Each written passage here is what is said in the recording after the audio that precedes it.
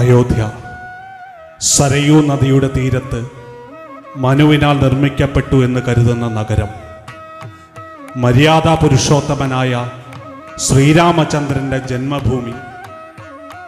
ഇക്ഷ്വാകു വംശത്തിൻ്റെ രാജധാനിയായിരുന്ന അയോധ്യ വിക്രമാദിത്യ ചക്രവർത്തിയാൽ നിർമ്മിക്കപ്പെട്ട മനോഹരമായ രാമക്ഷേത്രം.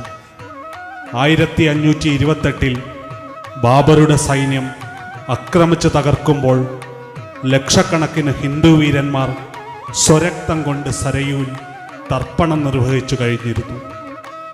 ക്ഷേത്രമോചനത്തിനായി നടന്ന നീണ്ട 77 യുദ്ധങ്ങളിൽ 3 ലക്ഷം ഹിന്ദുക്കൾ ബലിദാനികളായി. ആത്മാഭിമാനം സടകുടഞ്ഞുയർന്ന ഹിന്ദു വീരന്മാരുടെ പടയോട്ടത്തിൽ കാലം അണിയിച്ചൊരുക്കി കാത്തുവച്ച ആ പുണ്യമുഹൂർത്തം വരവായി. ചാരമൂടിയ ചിന്തകളിൽ മേവും തലമുറ പോറ്റിയ സ്വപ്നം പൂക്കാൻ 500 വർഷത്തെ കാത്തിരിപ്പ്.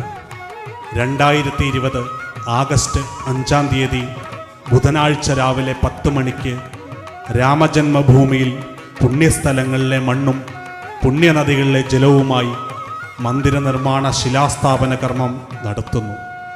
രാഷ്ട്രീയ സ്വയംസേവക സംഘം സർസംഘചാലക് പരംപൂജനീയ മോഹൻജി ഭാഗവത്, ആദരണീയ പ്രധാനമന്ത്രി മാന്യ നരേന്ദ്രമോദിജി, രാമജന്മഭൂമി ട്രസ്റ്റ് സെക്രട്ടറി മാന്യ ചമ്പത് റായ്ജി, വിശ്വ ഹിന്ദു പരിഷത്ത് സെക്രട്ടറി ജനറൽ മാന്യ മിലൻ പാരഡ്ജി തുടങ്ങിയ പ്രമുഖ വിശിഷ്ട വ്യക്തികളും ക്ഷേത്ര ട്രസ്റ്റി അംഗങ്ങളും പ്രമുഖ സന്യാസിവരന്മാരും ഈ ചടങ്ങിൽ പങ്കെടുക്കുന്നു.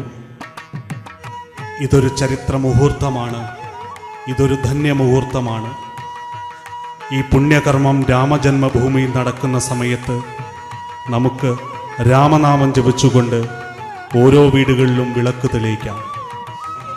രാമമന്ത്രം മുഴങ്ങട്ടെ, രാമക്ഷേത്രം ഉയരട്ടെ.